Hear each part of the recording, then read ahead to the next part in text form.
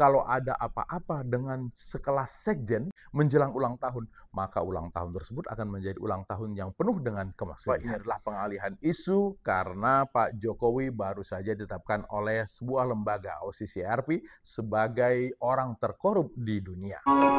Rumah Sekjen PDIP, Hasto Kristianto, di dua tempat, di Bekasi dan di Kebagusan, digeledah KPK. Penggeledahan ini bagian dari pencarian bukti tambahan setelah Hasto ditetapkan jadi tersangka. Penggeledahan hanya berlangsung sehari setelah Hasto mangkir dari panggilan KPK. Panggilan itu merupakan panggilan pertama setelah ia ditetapkan sebagai tersangka. Tentu saja ada banyak tafsiran liar dari penggeledahan ini. Bayangkan, kasus ini sudah berjalan selama 5 tahun, baru digeledah sekarang. Dalam 5 tahun mungkin rumah itu sudah beberapa kali mengalami renovasi atau Hasto termasuk orang yang rajin melakukan decluttering, membersihkan barang-barang bekas. Boleh jadi kemudian barang-barang semua sudah tersebar ke banyak tempat. Bukan berarti mau menyembunyikan sesuatu loh ya.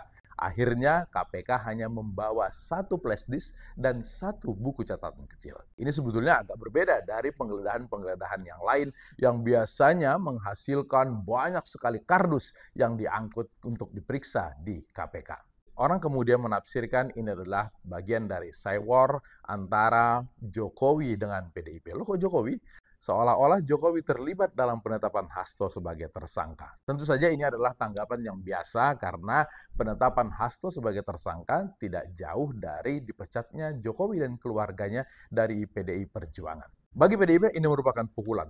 Karena 2 hari lagi PDIP akan melaksanakan peringatan hari lahir. Tentu saja kalau ada apa-apa dengan sekelas sekjen, orang kedua di dalam partai menjelang ulang tahun, maka ulang tahun tersebut akan menjadi ulang tahun yang penuh dengan kemaksedihan. Apalagi kemudian di luaran, Hasto terus mengeras. Setelah ia ditetapkan sebagai tersangka, ia mengaku punya bukti-bukti korupsi elit, termasuk keluarga Pak Jokowi.